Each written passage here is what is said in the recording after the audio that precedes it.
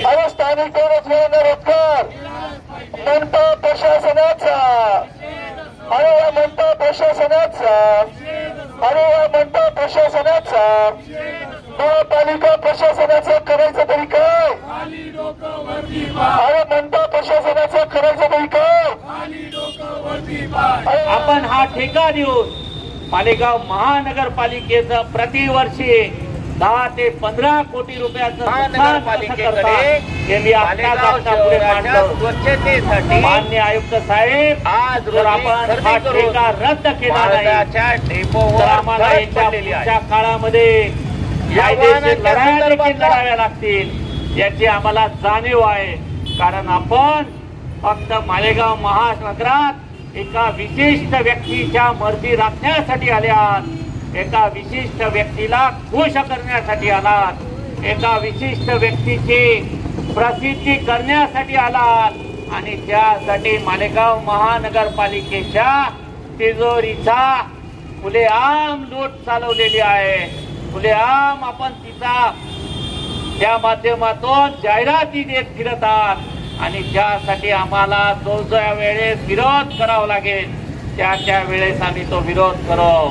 सन्माननीय आयुक्त साहेब, गेल्या अनेक वर्षापासून मालेगाव शहरातल्या औषध खरेदीच्या विषयावर शासनाने आपल्याला, मान्य उच्च न्यायालयाने आपल्याला खडे बोल सुनावले.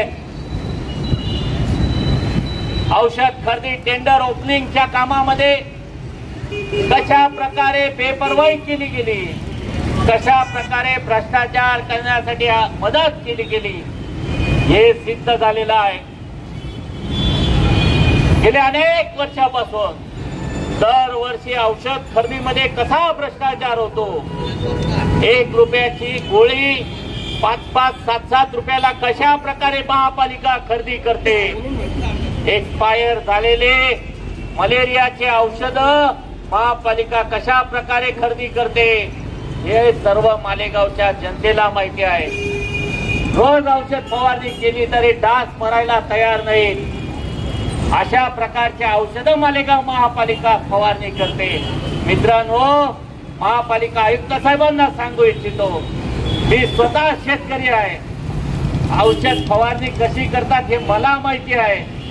जर आपणही जरा अभ्यास केला तर तुम्हालाही समजेल की औषध कोणत्या ग्रेडचं, कितीच्या प्रमाणात वापरलं पाहिजे, त्याची एक्सपायर डेट कशी असते, कोणतं औषध मारल्याने डास मरतो, कोणतं औषध मारल्याने भ्रष्टाचारी मरतो हे आम्हाला चांगलं ठाऊक आहे.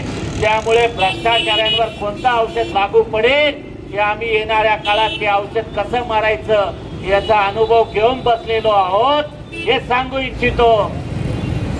या प्रशासनाचं करायचं तरी काय? अरे कचरा संकलनाचा ठेका रद्द, अरे कचरा संकलनाचा ठेका रद्द, कचरा संकलनाचा ठेका रद्द. अरे मनपा पालिकेचा हा सर्व खर्च जर ग्राह्य धरला तर 30-35 लाख रुपये प्रति महिना पगारावर खर्च होणार आहे. 10 ते 15 लाखाचं डिझेल जाईल, 4-5 लाखाचा मेंटेनन्स जाईल आणि उर्वरित कामगार, एक्स्ट्रा कामगार रजेवर गेलं, कोणी पर्यायी व्यवस्था म्हणून ते 2-5 लाखाचा वाढीव खर्च होईल.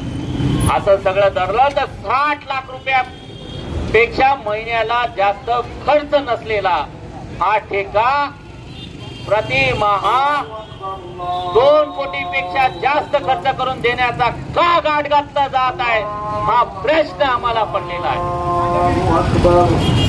2 मिनिटांनंतर बोलू.